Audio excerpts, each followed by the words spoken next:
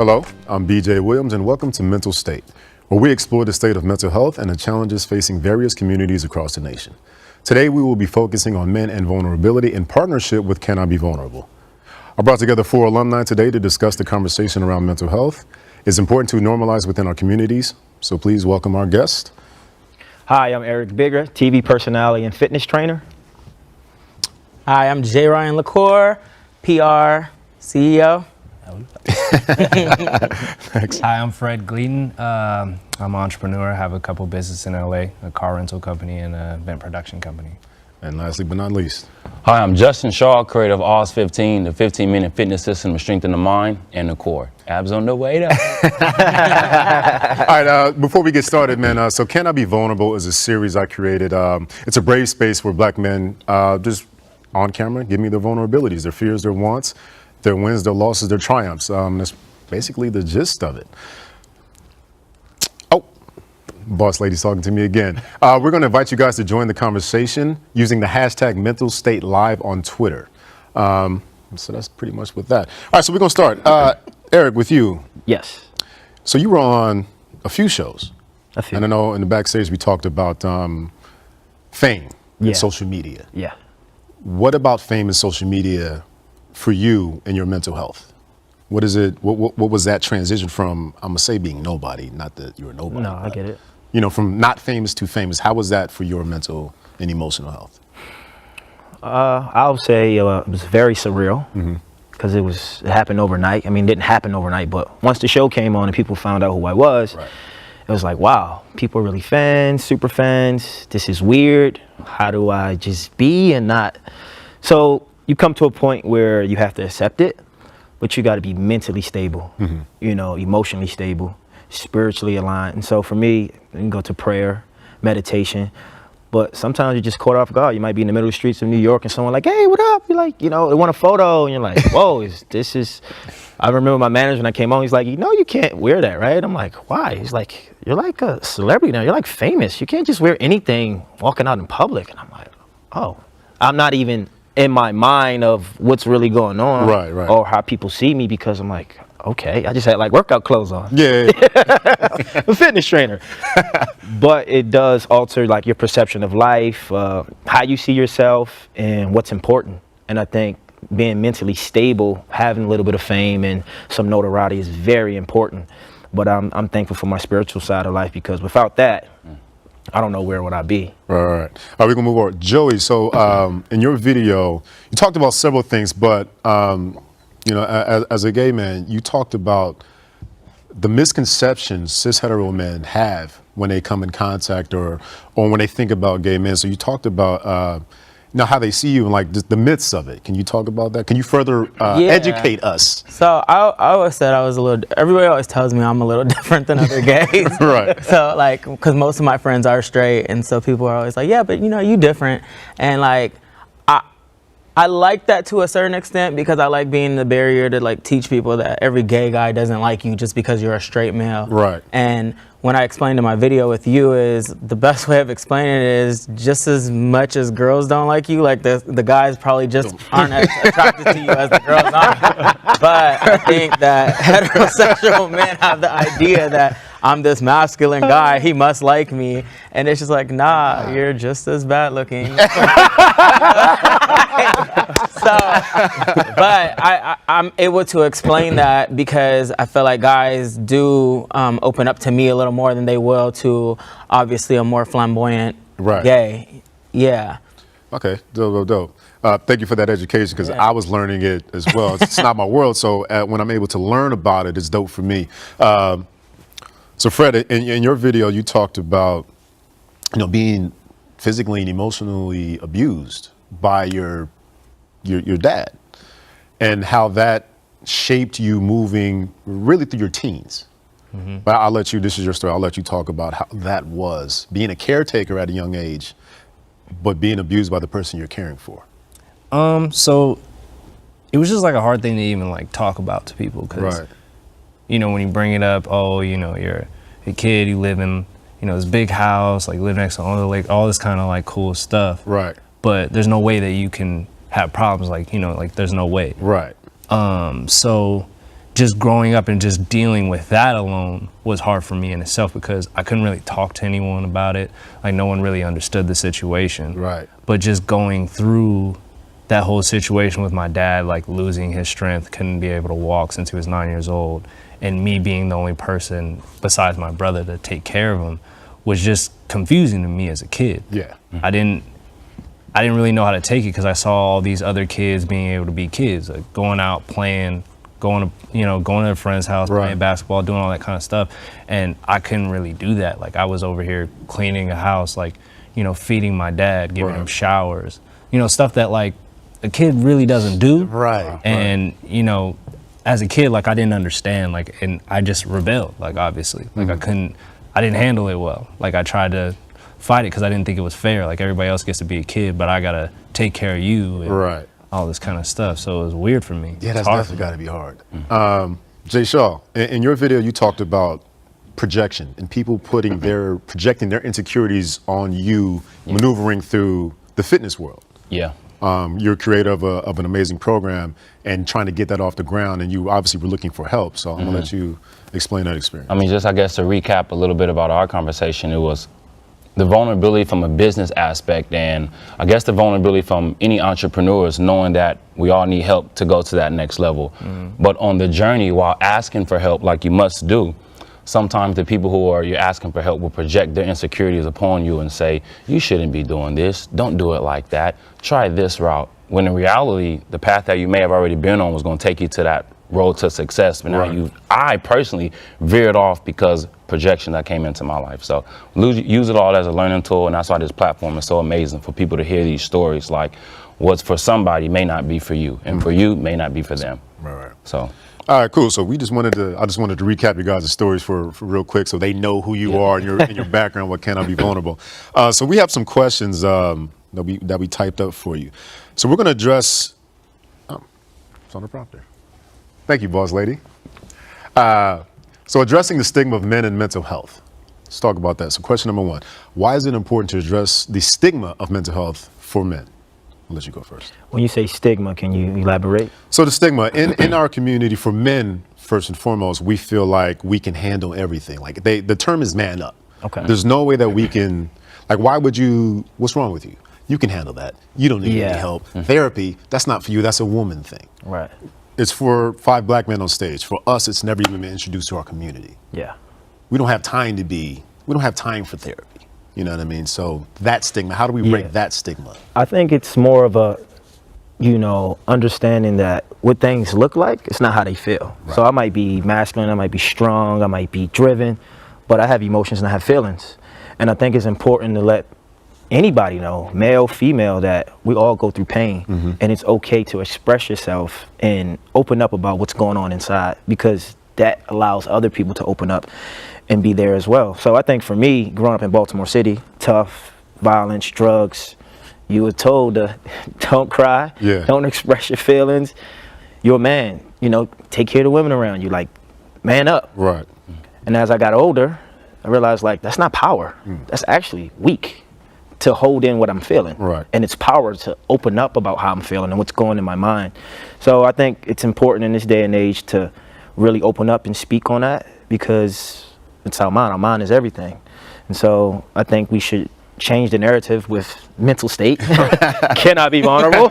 Yes, you can. Yes, you can. And talk about it, and more people will come up and more people will communicate, and we'll have a very, very better way of acknowledging our feelings and emotions. So how's breaking the stigma for you? For me, I've always felt like I was pretty open with talking about things. However, like, I'm not a crier.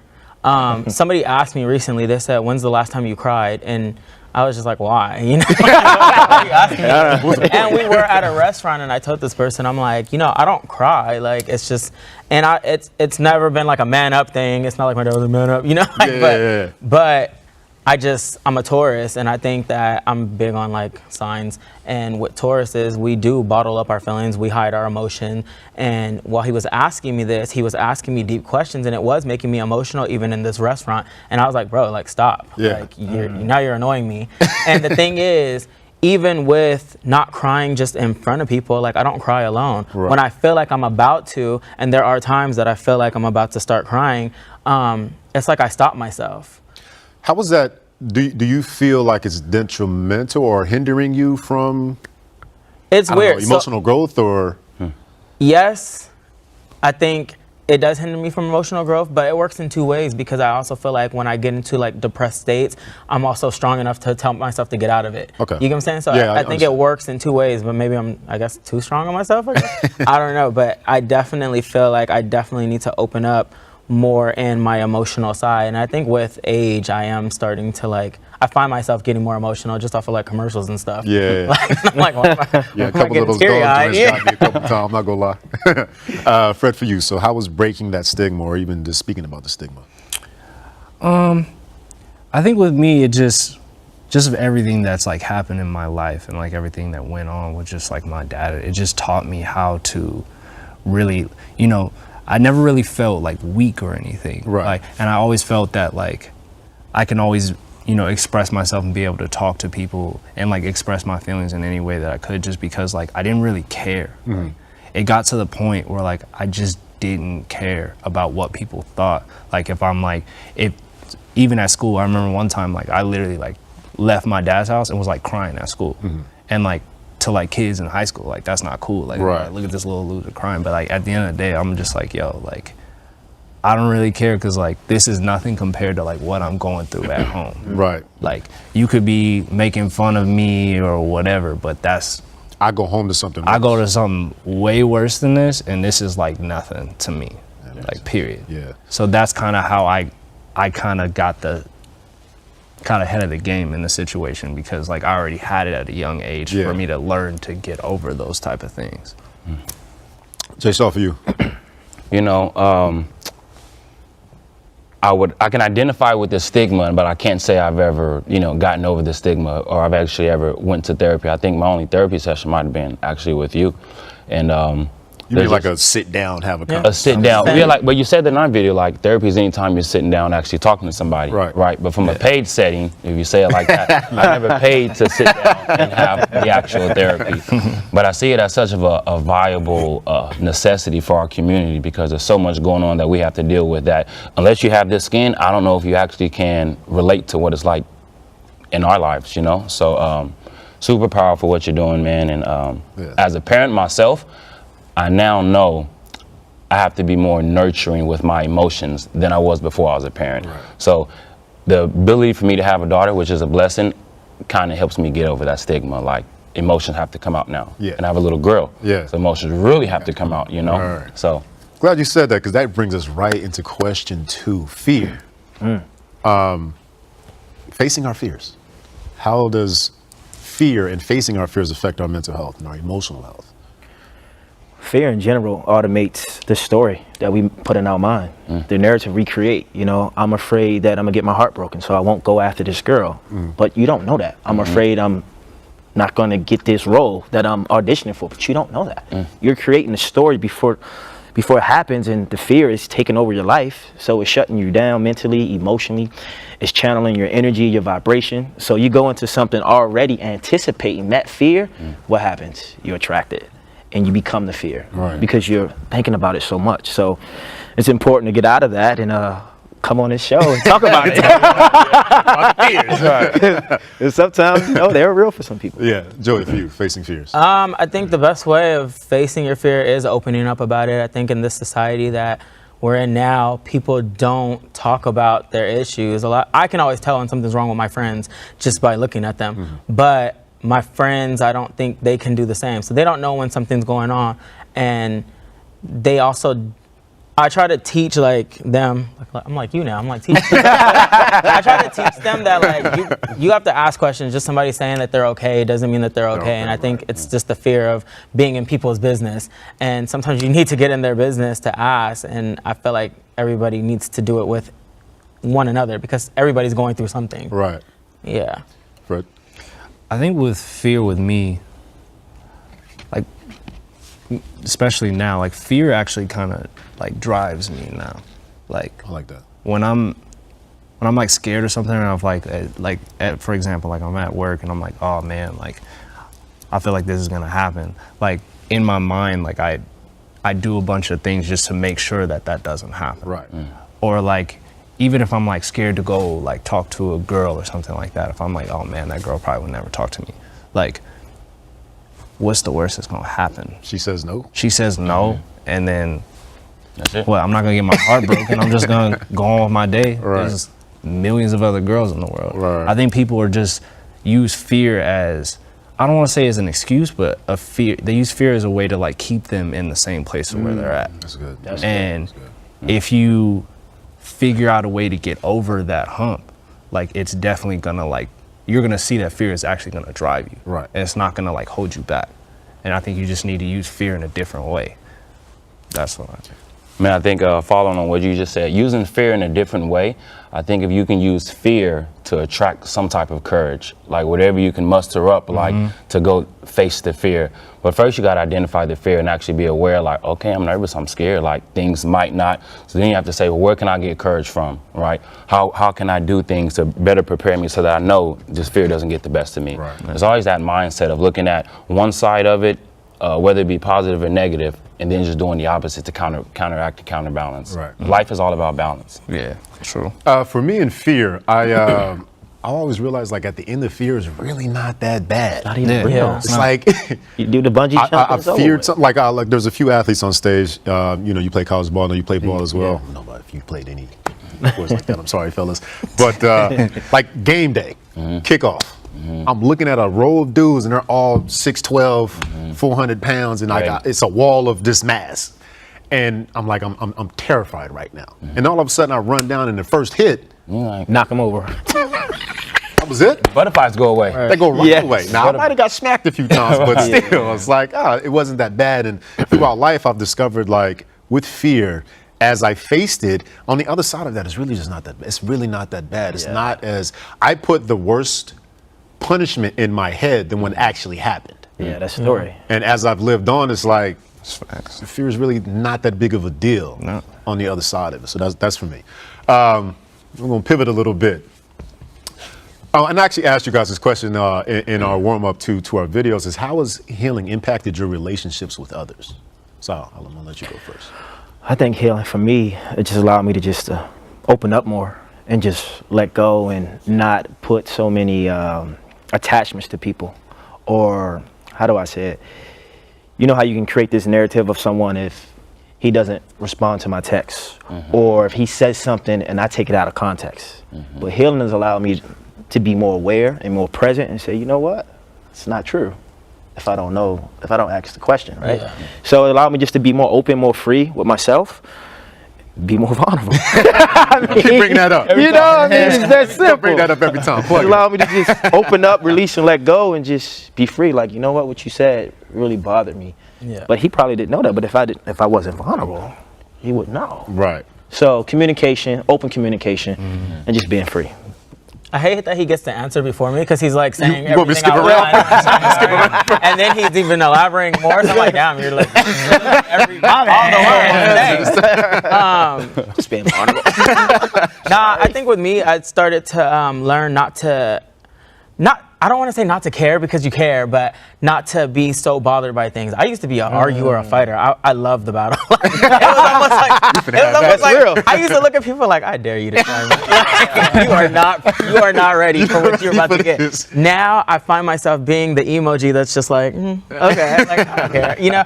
And I learned to just let things go and realize again that you may be going through something that I'm not aware of, so maybe that's why you're lashing out on me. So I've been able to accept that and forgive and just go about my day, and then maybe you'll come back to me later and talk and be better.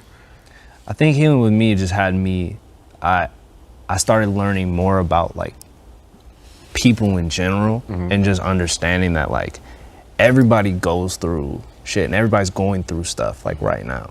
Like, so like even with my dad, like my dad was mean, but my dad grew up with nothing, became like a millionaire, and then lost he couldn't walk or do anything, couldn't use any of his money that he made this entire life. Right. If I was in his shoes, I'd be tripping. Like I'd probably be the same way or worse. Right. I just would not be a good person. Right. So like now, like me actually really growing up and understanding that, like when someone's like lashing out at me or someone's getting like upset with me or someone's like, you know, like I don't take it to heart because I was like, okay, wait, like this person's clearly going through something else. Like Right. they have some stuff that they're like need to work on. I'm not going to trip on you because I've seen it red hand with someone else. So like through the healing process of me understanding that, it's helped me be able to communicate with people better and like deal with people, and like even with relationships, like I can actually understand, like if I got like a girl just yelling at me, I was like, wait, like did you eat today? Like, did, like, That's simple sometimes. It's that simple. really is. Like, It's like, are you hungry? Like, were you at your parents' house or something happened? Like, all that kind of stuff. Like, I just take that into account Yeah. now. I think about those things, and like, that helps me not trip as much.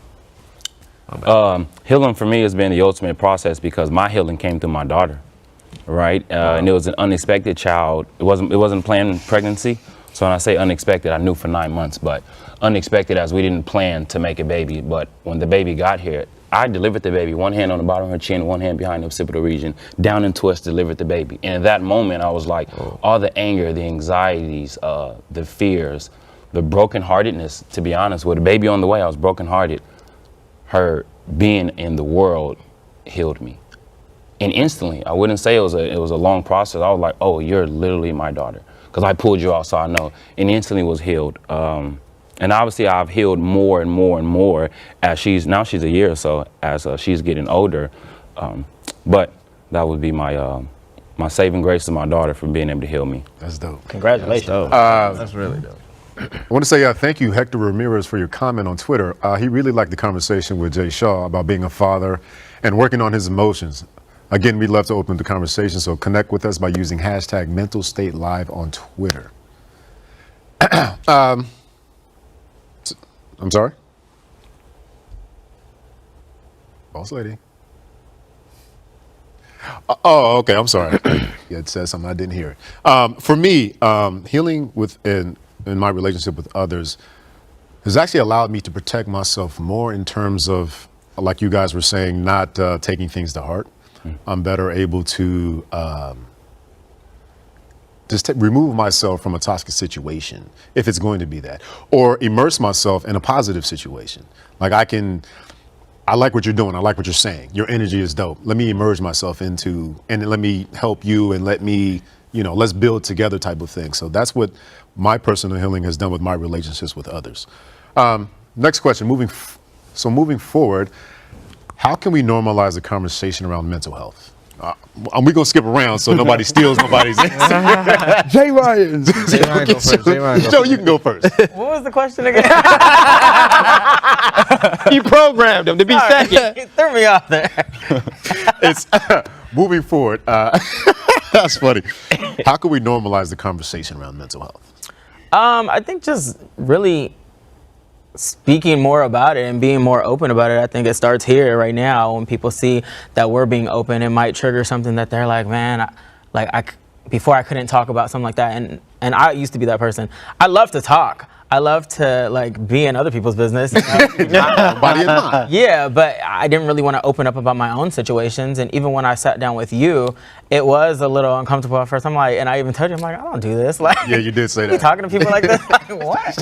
And then as we got to going, it just was a comfortable state, And I think that it's just making whoever you're speaking with or your audience be more comfortable. Social media is grand right now, so if they feel comfortable enough to open up by seeing guys like us, then they'll start to do it more, and maybe it will heal them. Sure. Well, give me to me again, the question. How do we continue the conversation around mental health? I think the biggest thing is Normalizing it. I think the biggest thing is comparing it to something. What I like to do is to say like OS 15 is similar to yoga, even though it's not. It really allows them to structure it in their mind so they can understand. So if you say mental health is no different than getting the flu, it happens sometimes. Mm-hmm. And when you get the flu, you go to the doctor, they prescribe something, you get better. I'm not saying you need medicine for the mental health, but it's the identifying a flu, something that everybody gets. With mental health, something that everybody has to deal with in one way, shape, or form or another. I think that's a good way to help normalize it. I think just showing that it actually is like a problem. Like people actually are like, I'm not saying suffering with this type of stuff, but they actually are going through this stuff. And I think, like he said, like just stuff like this really is it's showing it that it's okay to talk about this, and people actually can do this, because all of us, we do different things, but like I think our type of group like can show our type of, like, the people that watch what I do, the people that watch what he does, the people that watch what he does, the people that watch what he does. I think us showing that we're the people that can start this, and we can actually make this more awareness of this situation. Last but not least. That's all of my answer. Yeah, that's what happens when you go last. You know, I think in general, just creating more content about mental health. I had an epiphany when these guys were talking. You give people like LeBron James, Lil Wayne, just these famous people. So they talk about their championships, their awards. How about every time you acknowledge them, you have one personal thing that relates to them, that's challenging, that's real. Well, LeBron, when he was 12, his dad left home or something like that. So when these kids watching their people they look up to, like, oh, he went through something? Right. Because all the media shows, for the most part, we got bad media, but they always glorify, like, oh, look at this guy when he's up and he's down, but show his pain, show his challenges. And I think it would make the world more accepting of talking about these things. I think that's important because these people are driving traffic. They're influencing the market, the economy. I think if they acknowledge what they've been through on a consistent basis, and we create content like Mental State, Can I Be Vulnerable? I think the world would be more open about it. For me, Can I Be Vulnerable? That was one of the driving forces for Can I Be Vulnerable. When I dropped my video first, was like, I know I'm not the only one that has gone through something that I've gone through. Why am I doing this by myself? If I'm gonna suffer, y'all need to suffer with me. Right. Yeah. We're just gonna suffer together. It's gonna be a big suffer party, or we're gonna get healing together. Either way it goes, I don't want to do this alone. And that was one of the driving forces for me when I decided to A, share it, B, continue getting stories from everybody else. And as I've continued to do this, I've again putting the content out, putting the awareness out, and letting people see just how normal plight is. Life happens to everybody. Life kicks us down, but you know what I mean? And it's not like we have to do this alone. So that's it for me as far as pushing the narrative forward. Nice.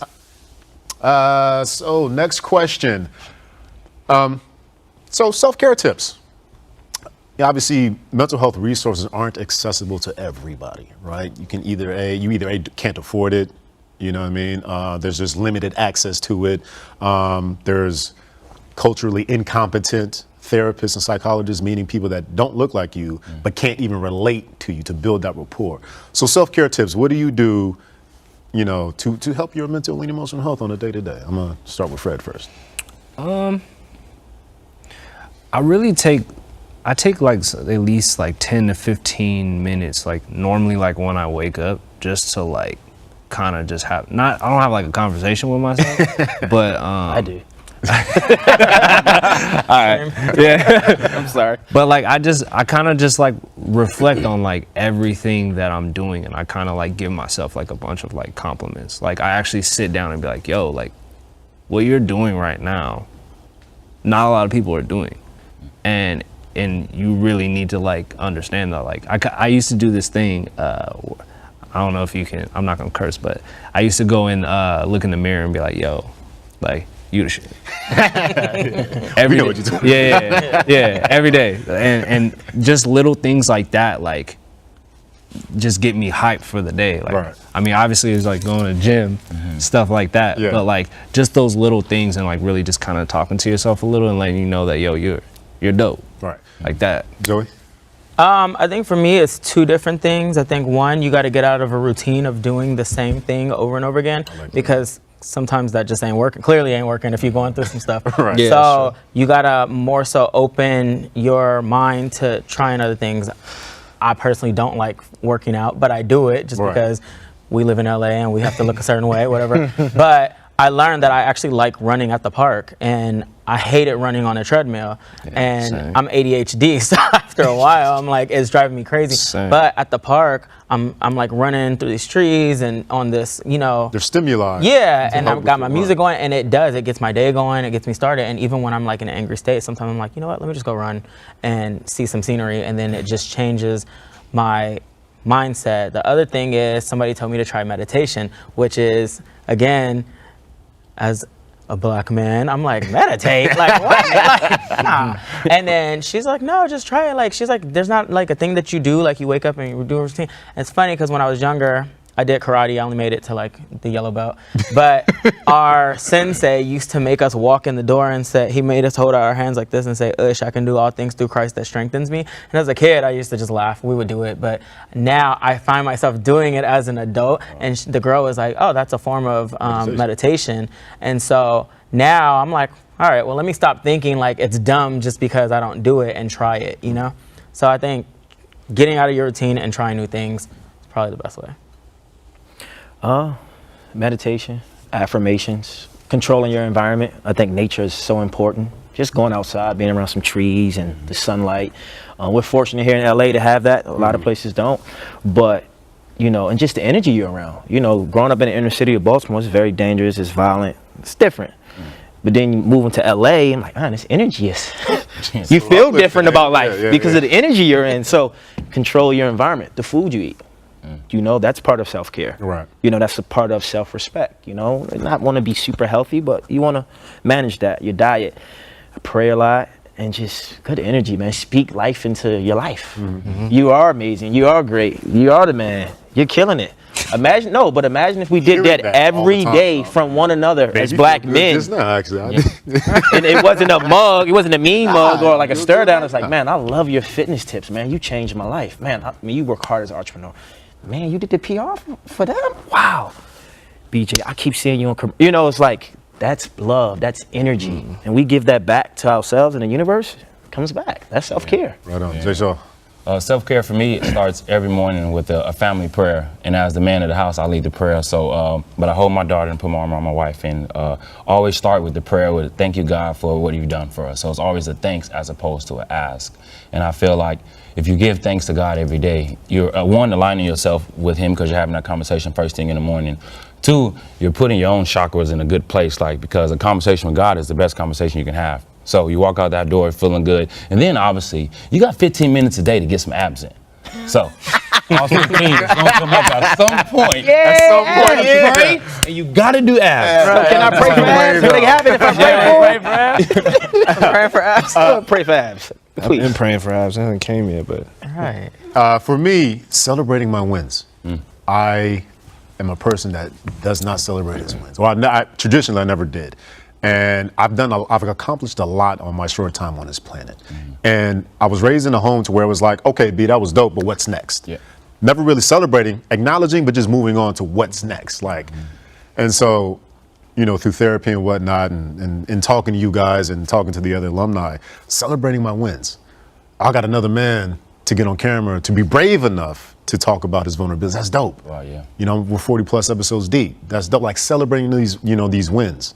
You know, just even being on KTLA. Wow, yeah. Congratulations. You know what I mean? Like, that's a win. And I normally wouldn't celebrate that. I'd probably just play it to the like, it was dope, it was cool, but what's the next thing? So for me, self-care is like, if I win at something, acknowledging that win, celebrate it. Nothing extravagant. I ain't got to go to the club and do all that, but like, you know, I won today. And so for me, that's been really helpful moving forward. We have another special shout out to Consuela, AKA Miss Candace B. Candace, what's up? Who's relating to Fred's story about being a caretaker for his dad and dealing with abuse. She says, thank you for joining the convo. This concludes our collaboration. Oh, I'm sorry, Fred, if you want to say something to Candace? I mean, if you know anything about it, it's definitely something that's difficult, but if you, I'm over here, sorry. But definitely if you are going through that, just make sure that you kind of do some of the things we were talking about. Definitely stay strong. Definitely, there's a lot of things that happen in those situations that aren't your fault, and you may think that they're your fault, but just keep going through it and stay strong. That's all I got to say about that. All right, so this concludes our collaboration with Mental State. We're interested in hearing your thoughts on how we can continue to normalize the conversations around mental health, wellness in our respective communities. So join the convo by using the hashtag MentalStateLive on social media. You can also keep in contact with me at Can I Be Vulnerable on Instagram. Thank you all for joining. And before I sign off, today is my mother's birthday, so happy birthday, Mom. Love you. And thank you, fellas. I appreciate it. Thank you, BJ. This is good. Thank you.